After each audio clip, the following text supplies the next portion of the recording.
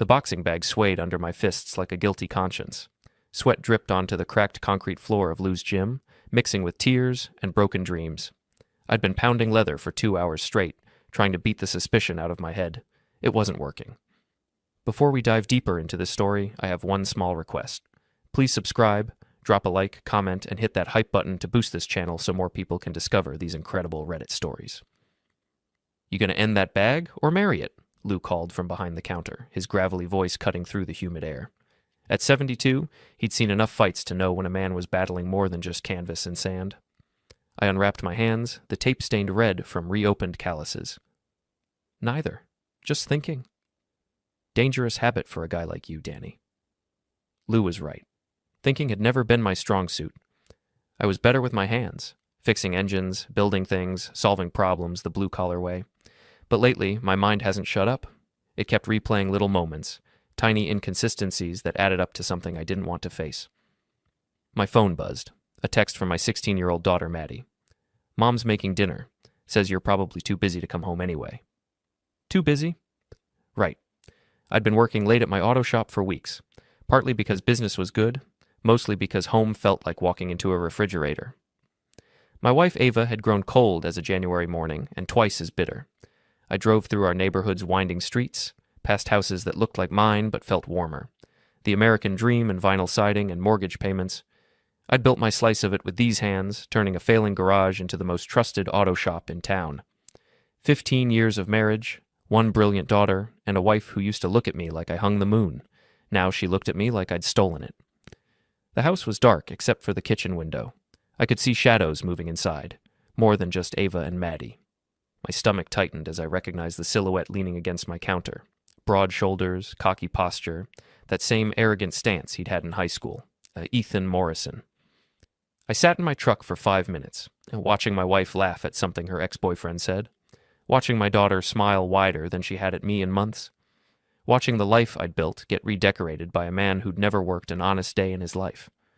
The front door opened before I could decide whether to go in or drive away. "Daddy!" Maddie bounced down the steps, all legs and enthusiasm. At 16, she was becoming beautiful in that dangerous way that made me want to lock her in a tower. "You're home early." Business was slow. The lie tasted bitter. Business had been great. I just couldn't stand another night alone with my tools and suspicions. Mom invited Ethan for dinner. Remember him? He used to date Mom in high school. He's got this amazing car dealership now, and he's been helping Mom with some legal stuff for his business. Legal stuff. My wife was a paralegal at Henderson and Associates, the biggest law firm in our small New England town. She'd been working late a lot lately, taking on special projects that required evening meetings. "How thoughtful of him," I said, following Maddie inside. The kitchen smelled like Ava's famous pot roast, the one she used to make for my birthday. Now she was serving it to her high school sweetheart while I worked late, keeping the lights on and the mortgage paid. "Danny!" Ethan stood up from my chair at my table, extending a hand like we were old friends. "Great to see you, buddy. Ava's been telling me all about your little garage." Little garage. I'd employed 8 people and serviced half the cars in town, but to Ethan Morrison, I was still the poor kid from the wrong side of the tracks. "It's an auto shop," I corrected, not taking his hand. "And it's not little." Ava appeared at Ethan's elbow, her hand briefly touching his arm, a casual gesture that sent ice through my veins. "Danny, don't be rude. Ethan was just telling us about his expansion plans. He's opening a second lot." "With whose money?" I asked. The question hung in the air like smoke. Ethan's smile flickered. Ava's cheeks flushed. Maddie looked between us, sensing the tension but not understanding it. "Well," Ethan recovered, "I should probably get going. Thanks for dinner, Ava. It was perfect, as always." As always, like he'd been here before, like this was routine. After he left, I helped clear the table in silence. Maddie disappeared upstairs with her phone, leaving Ava and me alone with the dirty dishes and unspoken accusations.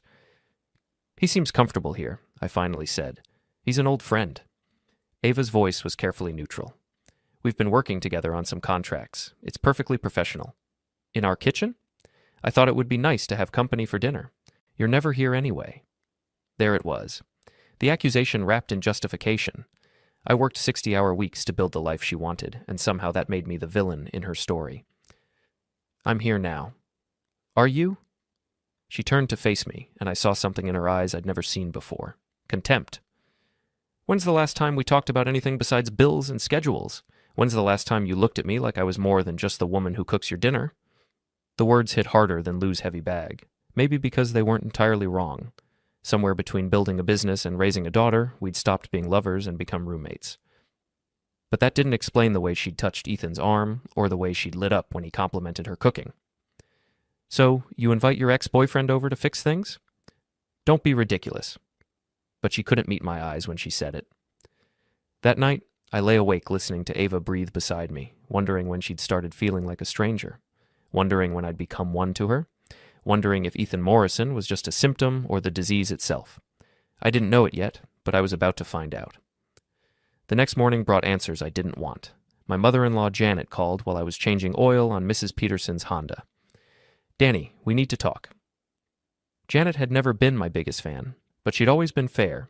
She was old-school Catholic, believed in marriage vows and keeping family business private. If she was calling me, something was seriously wrong. "What's on your mind, Janet?" "It's about Ava." Her voice was tight with disapproval. "And that Morrison boy."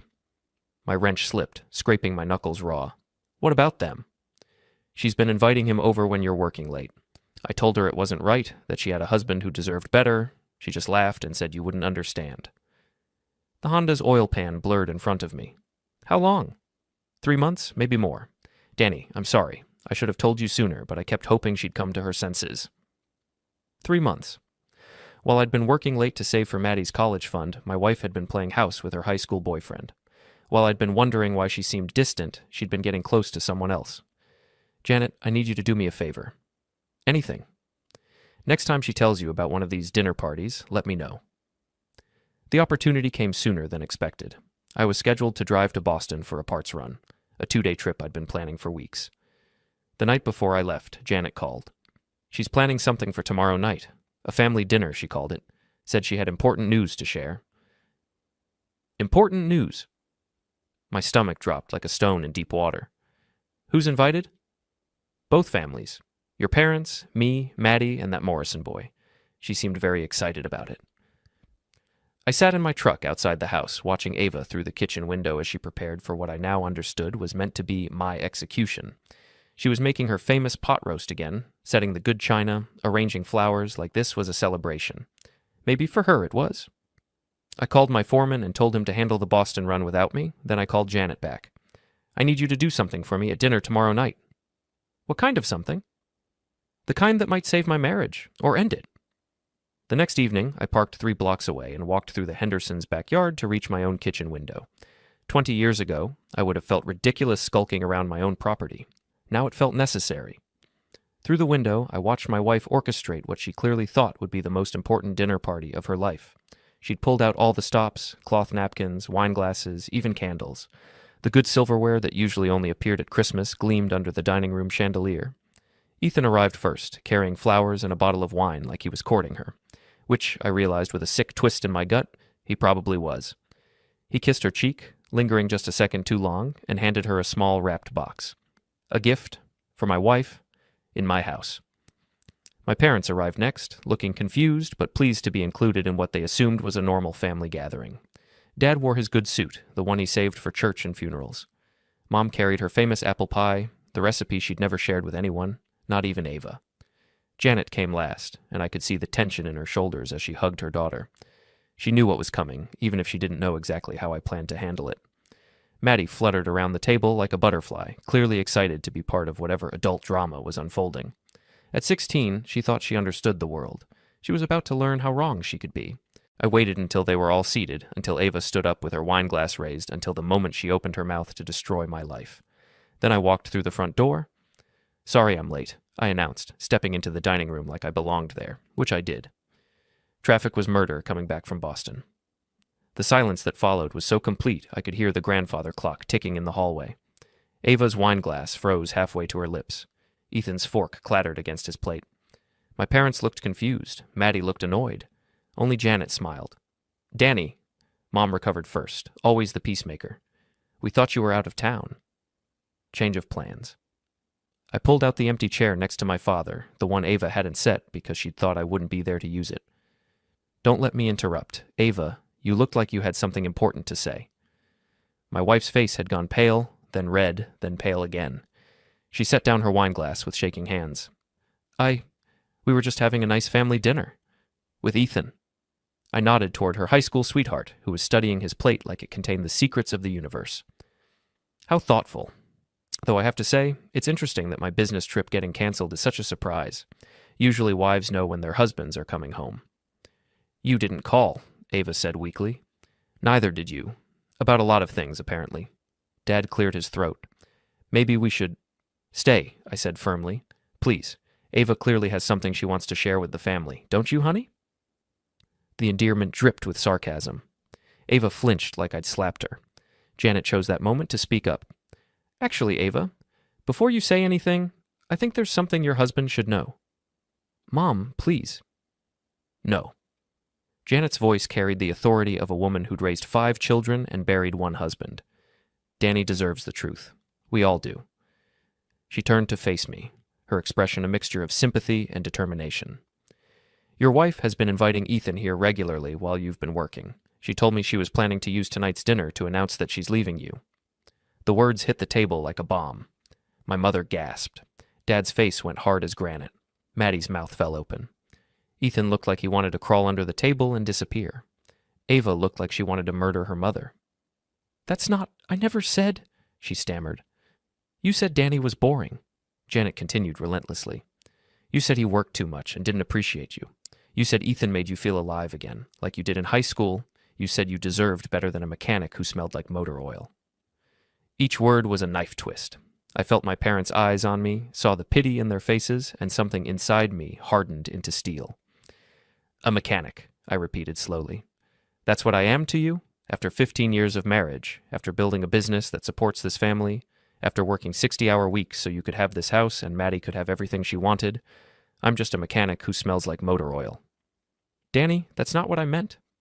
Then what did you mean? I stood up, my chair scraping against the hardwood floor I'd refinished with my own hands. When you were planning this little dinner party to humiliate me in front of both our families, what exactly did you mean? Ethan finally found his voice. Look, Danny, maybe we should talk about this privately. Privately? I laughed, and it sounded bitter even to my own ears. Like you and my wife have been talking privately for 3 months, like the private conversations you had in my kitchen while I was working late to pay for the food you were eating. It's not like that, Ava said desperately. We're just friends. We were just catching up. Friends. I pulled out my phone and scrolled to the photos I'd taken 2 nights ago. Is this what you call friendship? I showed them the picture of Ava and Ethan kissing in the parking lot of the Riverside Motel, then the one of them going into room 237, then the one of them coming out 2 hours later, her hair messed up and his shirt wrinkled. The silence was deafening. My mother started crying quietly.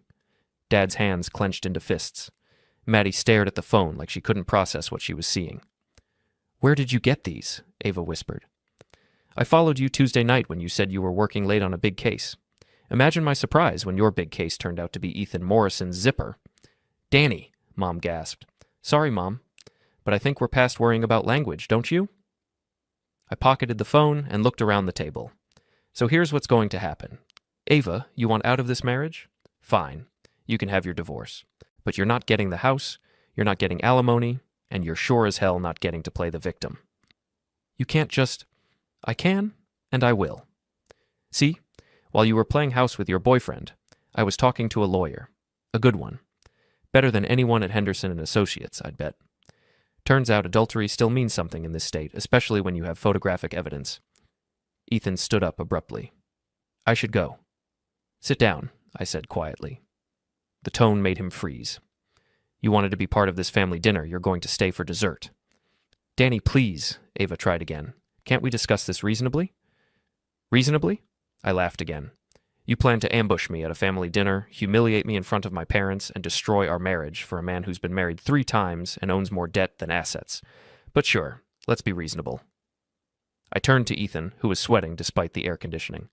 Tell me, Ethan, what exactly do you see in my wife? Is it her sparkling personality, or the fact that she comes with a house and a business that could help you out of your financial troubles? I don't know what you're talking about. Don't you? Morrison Motors is 3 months behind on its lot rent. You owe the bank $200,000, and your credit rating is somewhere south of terrible. But Ava doesn't know that, does she? She thinks you're successful. The color drained from Ethan's face. How did you? Small town? Big mouth? Your banker plays poker with my accountant. Amazing what people talk about when they've had a few beers. I looked at my wife, saw the confusion and dawning horror in her eyes as she realized her knight in shining armor was riding a repoed horse. So, here's the deal, I continued. Ethan, you're going to get up, walk out of my house, and never contact my wife again. If I see you, if I hear you've called her, if you so much as drive down my street, I'll make sure everyone in town knows exactly how broke you really are. You can't threaten me. I'm not threatening you. I'm promising you. And Ava? I turned to my wife, who was crying now, makeup running down her cheeks like black rain.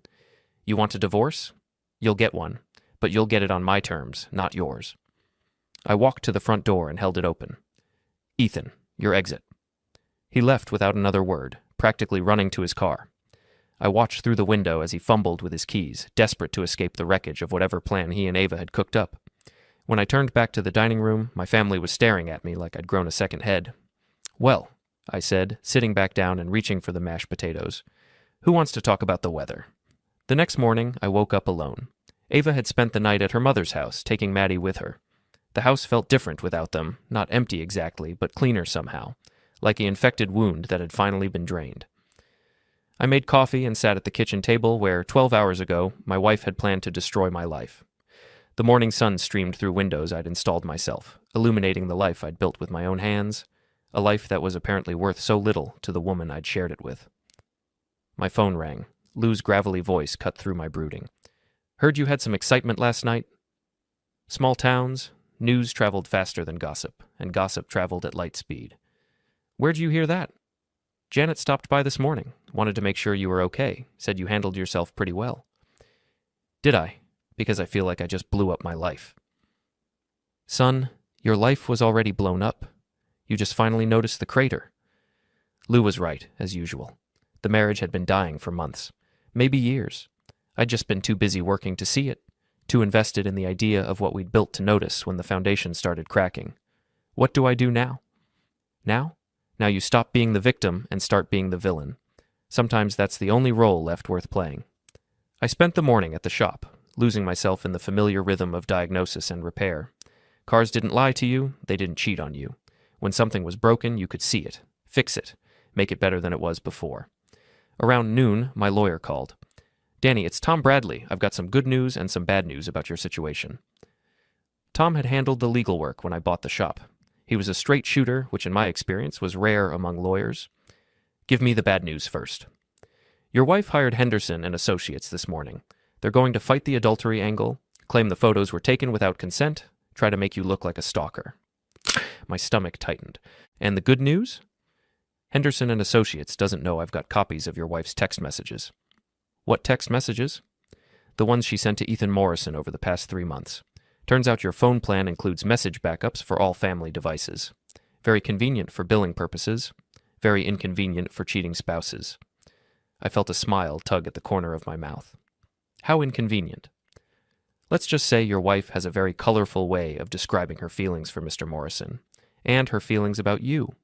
I particularly enjoyed the one where she called you a boring loser who thinks changing oil is a career.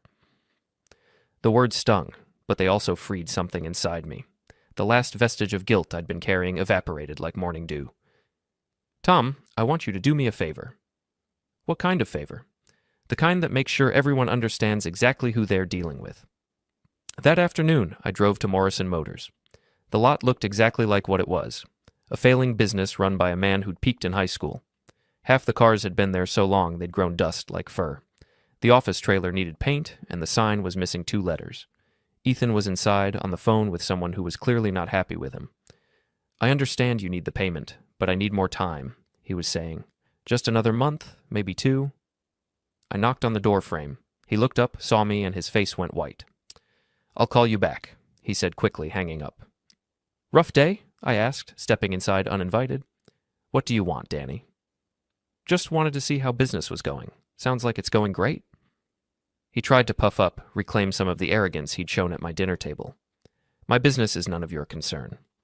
Actually, it is? See, when you're sleeping with my wife, your problems become my problems. Especially when she's planning to leave me for you. I'd hate for her to be disappointed when she finds out her new boyfriend can't even keep the lights on. Get out, In a minute. I sat down in the chair across from his desk, making myself comfortable. First, I want to make sure we understand each other. You're broke. Your business is failing. You owe money to people who don't like to wait for payment, and my wife was your ticket out. That's not true, isn't it? Come on, Ethan. We've known each other since high school. You were always looking for the easy way out, the shortcut, the angle that would get you what you wanted without having to work for it. Ava was just your latest scheme? He stood up, trying to loom over me. At 6'2", he had 3 inches on me, but I'd been in enough fights to know that size wasn't everything. You don't know what you're talking about. Don't I? Then explain this. I pulled out my phone and showed him a screenshot of his credit report. 7 maxed-out credit cards, 2 liens against the business, a second mortgage on your house that's underwater by $40,000. Should I go on? How did you get that? Amazing what you can find out when you know the right people. Your ex-wife was very chatty when I called her this morning. Seems she's still bitter about the alimony you stopped paying 6 months ago. The fight went out of him like air from a punctured tire. He slumped back into his chair, looking older than his 42 years. What do you want? I want you to stay away from my wife. I want you to stop taking her calls. I want you to disappear from her life like you never existed. And if I don't? I leaned forward, letting him see the steel in my eyes. Then I make sure everyone in town knows exactly what kind of man you really are. Starting with your customers, moving on to your creditors, and finishing with that sweet old lady who runs the church fundraiser you've been promising to sponsor. You're bluffing. Am I? Tell you what, let's find out. I'll start with a nice big sign in front of my shop. Don't buy cars from cheaters and deadbeats. What do you think? Catchy? He stared at me for a long moment, and I saw the exact second when he realized I wasn't the same man who'd meekly endured his presence at my dinner table. Fine, he said finally. I'll stay away from Ava. Good choice. I stood up and headed for the door. Oh, and Ethan? If I find out you've contacted her, if I hear you've been spreading stories about me, if you so much as mention her name in public, I'll make sure your creditors know exactly where to find you. Some of them are my customers. They trust my judgment. I left him sitting in his failing office, surrounded by the wreckage of his latest scheme. It felt good, better than I'd expected. That evening, I got a call from Maddie. Dad, Mom wants to know when you're going to stop being crazy and let us come home. Is that what she called it? Crazy? She said you humiliated her in front of the whole family. She said you're acting like a different person.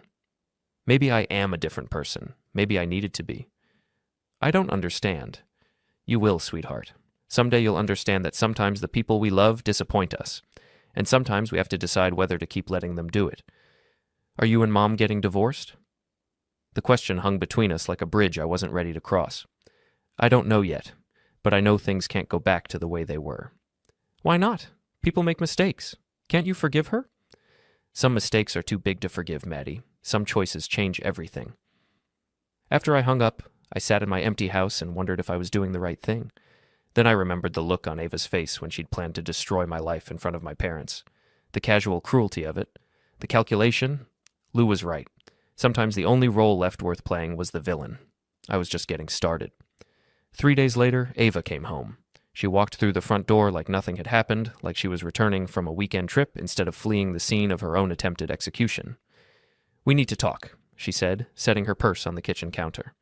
Do we? I didn't look up from the newspaper. I thought you'd said everything you needed to say at dinner the other night. Danny, please. I know you're angry, but we can work this out. For Maddie's sake, if nothing else. For Maddie's sake. I folded the paper and looked at her. Really looked at her. When had she started wearing so much makeup? When had her smiles become so calculated? You mean for the sake of the daughter you were willing to put through a divorce rather than work on our marriage? That's not fair. Fair? I laughed. You plan to ambush me at a family dinner, humiliate me in front of my parents, and run off with a broke car salesman. But I'm the one being unfair? She sat down across from me, reaching for my hand. I pulled it away. I made a mistake, she said. I got confused, caught up in old feelings. But it's over now. Ethan and we're not seeing each other anymore. I know, I made sure of that. Her eyes narrowed. What did you do? I had a conversation with your boyfriend, explained the situation. He decided you weren't worth the trouble. You threatened him. I informed him. There's a difference. She stood up, pacing to the window. This isn't you, Danny. You're not vindictive. You're not cruel. What's happened to you? I grew up, Took me 42 years, but I finally figured out that being nice doesn't mean being stupid. Being faithful doesn't mean being blind. Being a good husband doesn't mean being a doormat. So what now? You're going to punish me forever? I'm not punishing you. I'm protecting myself. There's a difference.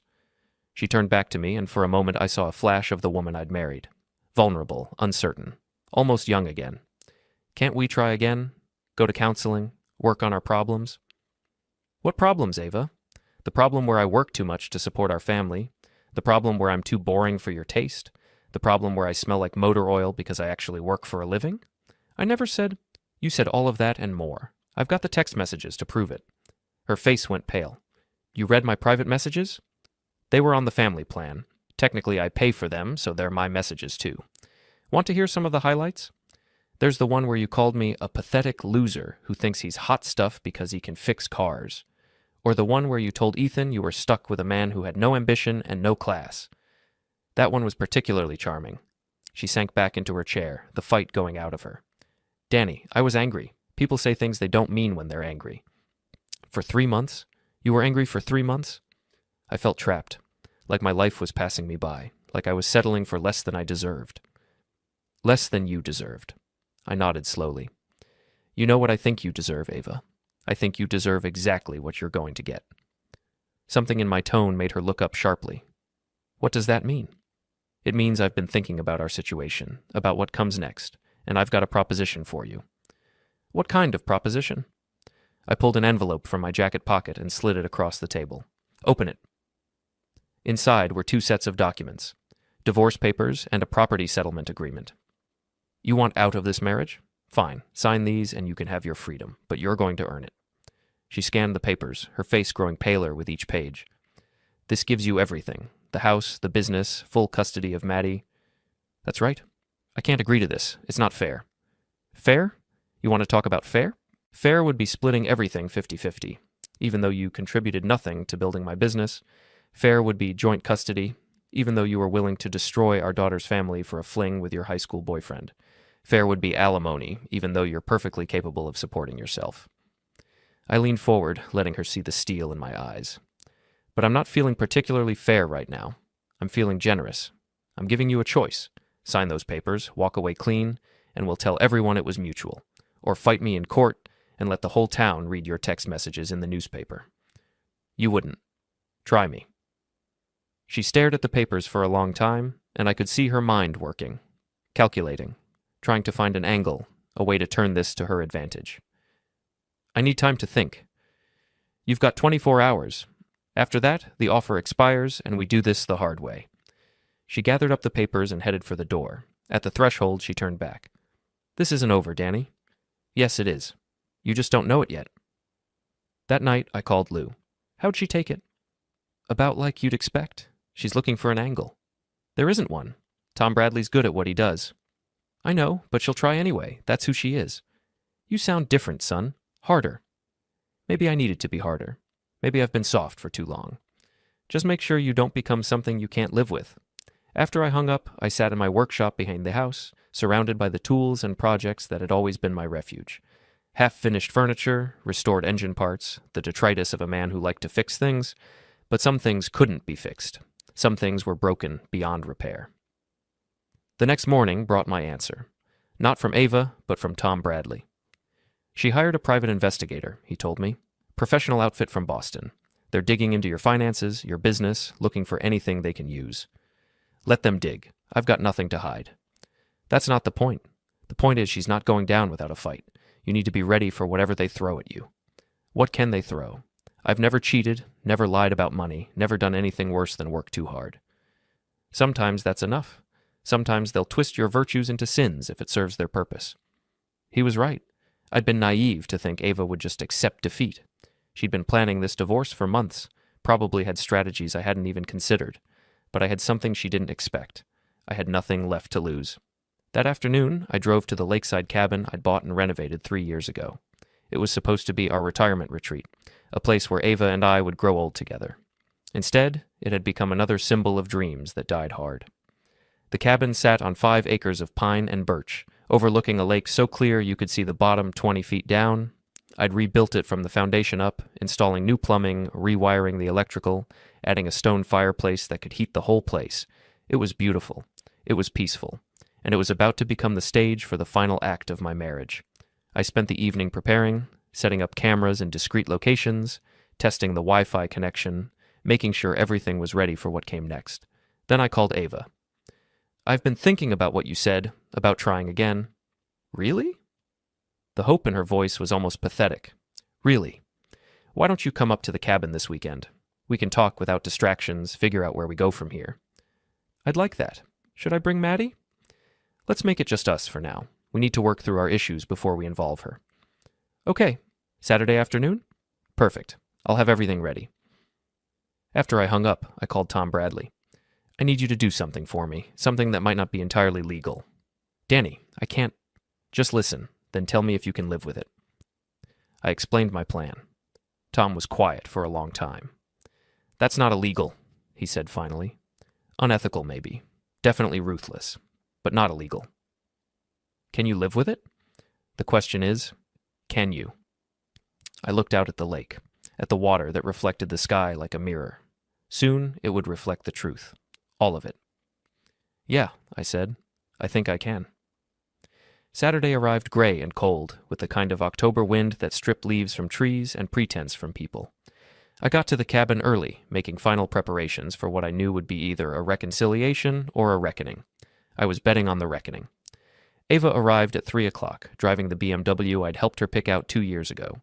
She'd dressed carefully, jeans that showed off her figure, a sweater that brought out her eyes, makeup applied with surgical precision.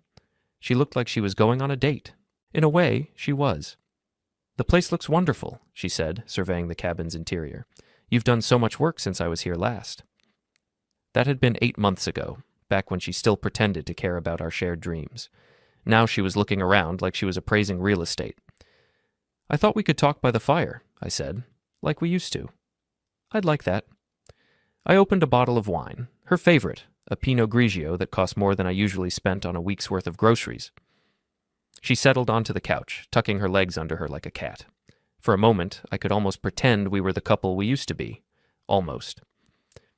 "Danny, I want you to know how sorry I am. About everything. About Ethan. About the things I said. About the way I handled our problems." "Are you?" "Sorry, I mean." "Of course I am. I love you. I've always loved you, even when I was confused about other things." "Confused? That's an interesting way to put it." She leaned forward, her hand finding mine. "I know I hurt you. I know I made terrible mistakes. But we can get past this. We can be stronger than we were before." "Can we? Even after everything you said about me? Everything you planned to do?" "I was angry. People say things they don't mean when they're angry. Show me your phone." The request caught her off guard. "What?" "Your phone. Show me your text messages with Ethan from this week." "Danny, that's not—" "Show me, or this conversation is over." She hesitated, then pulled out her phone. I scrolled through her messages, finding what I'd expected to find. What I'd hoped not to find, but expected anyway. Tuesday. "Danny wants to reconcile. This might be my chance to get a better settlement." Wednesday. "He's taking me to the cabin. If I play this right, I might not need a lawyer." Thursday. "Wish me luck. By Sunday, I'll either have my old life back or a much better divorce deal." I handed the phone back to her. "Still confused?" Her face had gone pale, but she tried to recover. "Danny, you don't understand. I was just..." "Just what? Just planning to manipulate me one more time? Just trying to figure out how to get the most money out of our divorce? Just playing the loving wife long enough to improve your negotiating position?" "It's not like that." "Then what is it like, Ava? Explain it to me." She stood up, pacing to the window that overlooked the lake. "You want the truth? Fine. The truth is that I'm 40 years old, and I feel like my life is over. The truth is that I married you when I was 25 and didn't know what I wanted. The truth is that I've spent 15 years watching other women marry doctors and lawyers and businessmen while I got stuck with a mechanic. There it is." I felt something cold and final settle in my chest. The real truth. Not that you were confused or angry or going through a phase. You think you married beneath yourself. I didn't say that. You didn't have to. It's been written all over your face for years. Every time someone asks what your husband does for a living, Every time we go to one of your office parties and I'm the only guy there without a college degree. Every time you introduce me as Danny, he owns a garage. You're being ridiculous. Am I? Tell me something, Ava. When you were planning your new life with Ethan, did you bother to check his credit report? Did you look into his business? Did you do any research at all, or were you just so desperate to trade up that you didn't care? What are you talking about? I pulled out a folder I'd prepared, full of documents I'd gathered over the past week. Ethan Morrison is broke. Worse than broke. He's drowning in debt. His business is failing, his house is mortgaged to the hilt, and he owes money to some very unpleasant people. She took the folder with shaking hands, scanning the papers inside. With each page, her face grew paler. This can't be right. It's all right. Credit reports, bank statements, court filings. Your knight in shining armor is riding a repoed horse. How did you get all this? Amazing what you can find out when you actually try. Something you might have considered before you decided to blow up our marriage for him. She sank back onto the couch, the folder scattered around her like the pieces of her broken dreams. He told me he was successful. He said he was expanding his business. He lied. Just like you lied to me. Just like you've been lying to yourself. What do you want from me, Danny? What do you want me to say? I want you to sign the divorce papers. And if I don't? I walked to the fireplace where I'd set up a laptop computer. With a few keystrokes, I brought up a video file. Then everyone gets to see this. The video showed Ava and Ethan in a motel room, clear as day, audio and all. She stared at the screen, her face draining of color. You recorded us? I documented your adultery, I said. The camera was on public property. No curtains. My lawyer confirmed everything. She whispered that I wasn't the man she married. I told her she was right. The man she married was naive enough to trust her, stupid enough to believe her lies, and weak enough to let her walk all over him. That man was gone. She killed him when she chose a broke car salesman over 15 years of marriage and tried to humiliate me in front of my own parents. I slid the divorce papers toward her. If you sign, the video and all the evidence disappear. You start fresh. If you don't, everyone sees this. Your boss, co-workers, friends, our daughter. With shaking hands, she signed. Mascara streaked down her cheeks, but I felt nothing. Not hate, not love, just empty calm. She asked what to tell Maddie. I told her to tell the truth, that she chose herself over her family and choices have consequences. Later, I burned the draft papers in the fireplace. The real copies were safe with my lawyer. I just wanted the ghosts gone. 15 years of marriage turned to ash in minutes, but for the first time in a long time, I felt warm. Weeks later, Maddie came to the shop. She said everyone at school was talking about her mom and Mr. Morrison. She asked if I hated Ava.